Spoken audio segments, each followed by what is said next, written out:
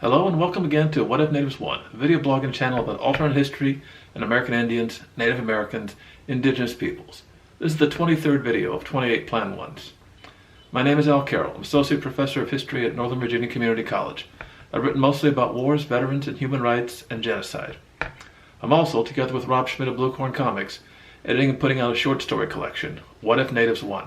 This is what this video blogging channel are about. There's a huge lack of alternate history about American Indians, Indigenous people. Many people don't like to think about genocides in America. They likely were never taught about them. Many don't want to be reminded, want to believe these genocides never happened, that it was an accident. I've had great success using alternate history to teach my students, show them absolutely nothing in history was inevitable. It never had to be. The worst of human history is always a conscious choice. How things turn out is based on how evil the evil choose to be, and how well and how strongly good people choose to stand up to them, or stop them. The way things turn out took a very specific set of circumstances. Sometimes history turns on very small things. Change even one, and you have an entirely different history, different present, different society. It may be hard to hear this, but we live right now in a dystopian world, one of the worst of all possible outcomes for anyone who is not white. America is today 98% non-native.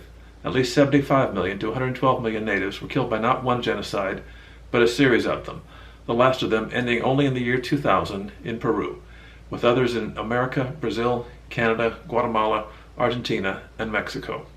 On top of that is massive genocide denial. This is not taught in almost all American schools, and there are racist images everywhere that are often not admitted to be racist. But some of this could change if there were surviving independent native nations. Video number 17 talked about Grau-Para, an independent native nation breaking away from Brazil. This video talks about Chan Santa Cruz breaking away from Mexico and the Mosquito Kingdom breaking away from Nicaragua. Mayas make up the majority of people in the Yucatan Peninsula in Mexico. They are also most people in Guatemala and many in Belize, Honduras, and El Salvador. In what became Mexico, it took Spaniards over 170 years to conquer Mayas. Mayas took part in the independence struggle against Spain. Criollos, wealthy white Mexicans, imposed forced plantation labor and high taxes on Mayas. Mayas revolted in the 1840s and controlled most of the eastern half of Yucatan Peninsula. They had an army with generals, thousands of troops, and an official state religion that rallied their people with visions of talking crosses, or cruzaps. They defeated every attempt by the Mexican military to conquer them for over 40 years. This is often called the Caste War, or Castas War, since white and mestizo Mexicans treated Mayas with such contempt they virtually enslaved them on the western half of the Yucatan. From the 1850s to 1890s, the Maya nation of Chan Santa Cruz were recognized by Britain. The British also supplied weapons, and British Honduras, later called Belize, was their biggest trade partner. What finally ended British recognition were Maya executions of Mexican criollos. The frightened British in British Honduras cut off trade and weapons. Mexico invaded again, offered concessions that ended the independent nation, but there was some resistance that continued for 20 more years. Obviously, what could keep the nation going was avoiding those executions and keeping British recognition and support. All that would be needed is for Chan Santa Cruz to continue until 1919, when the League of Nations would have led to them being recognized as independent worldwide. It is possible Mexico could still invade later or start a border war to take part of its territory when much of the world is distracted by other conflicts. There likely will be disputes, much like Guatemala and Belize have a long-standing conflict over territory. It's also possible they could still be independent if Britain continues guaranteeing its existence. It might even unite as one nation with Belize, or the part of it that is majority Maya. Other majority Maya parts of Mexico, western Yucatan and Chiapas, may ask to join it, or parts of Guatemala. The tourist resort of Cancun likely wouldn't exist. It wasn't founded until 1970, its first hotels built by the Mexican government when it was still a tiny fishing village. Chan Santa Cruz is unlikely to want it, unless it's part of environmental or cultural tourism. No drunken spring breaks, no Anglified city where white tourists never meet Mexicans, except as waiters and cab drivers. An independent Santa Cruz, Chan Santa Cruz would be the only nation in Latin America outside of Belize, the Guianas, and Caribbean islands without Spanish or Portuguese as its main language.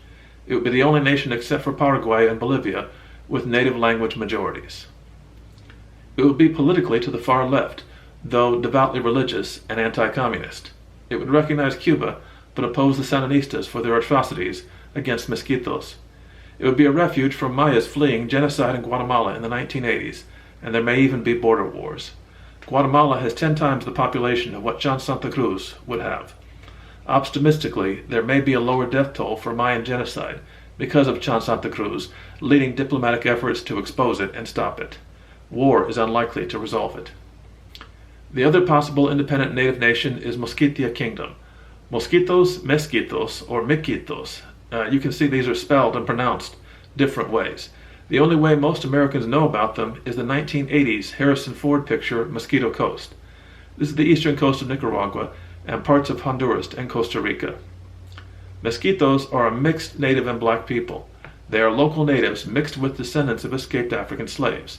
There are also nearby peoples Garufuna and Rama. Their population today may be up to 400,000. In the 1800s, these communities broke away from Spanish control. After Latin American independence, they stayed free of control by the Central American Federation and then Nicaragua. Like Chan Santa Cruz, British support was crucial. British were the main source of weapons and trade, especially lumber. English is still commonly spoken there today. Many have English names. Many are Protestant or traditional native and African beliefs. There were also a series of Mosquito Kings. The more cynical claimed these kings were really British puppets, often portraying the kings as ignorant primitives. Actually, these kings were elected and educated at mission schools. Much like with Chan Santa Cruz, the British dropped their support. Nicaragua came in and took over. When the Sandinistas liberated Nicaragua from Somoza's dictatorship, the Sandinistas also tried to forcibly assimilate Mosquitos they saw as primitive. The CIA and Reagan's Contra mercenaries recruited them. So the Sandinistas forcibly removed many of them. Some villages were destroyed. The Mosquitos were caught in the middle between Reagan-sponsored Contra-terrorism and Sandinista repression. Finally, the Sandinistas gave them autonomy. Most of this could be avoided if the Mosquito Kingdom kept British support. Like Chan Santa Cruz, once they survived to 1919, they have worldwide recognition of their independence from the League of Nations. Mosquito avoids the Somoza dictatorship. They avoid both Contra-terrorism and Sandinista repression. When Reagan tries to overthrow the Sandinistas, they avoid being caught in the middle. They push for the peace process led by Oscar Arias of Costa Rica that ended wars in the region. 2 native nations survive to today and have far lower death tolls than in our own time. This includes native languages used, religion still practiced, and avoiding repression and maintaining independence. These certainly count as native victory. This is the end of the 23rd video. I look forward to your comments and questions, and will answer them as often as I can. Racism, genocide, denial, childish behavior, personal attacks get deleted. But I do recognize some questions will be asked in ignorance because much of the facts I point to are new to most people. They were never taught about this. They've been raised in denial since denying indigenous genocides is taught in almost all public schools. Next time we will discuss what if Brazil's military dictatorship was stopped or overthrown. Please repost freely, subscribe, like, share, and comment. I'll post again in about a week. This has been What If Natives Won video blog and channel.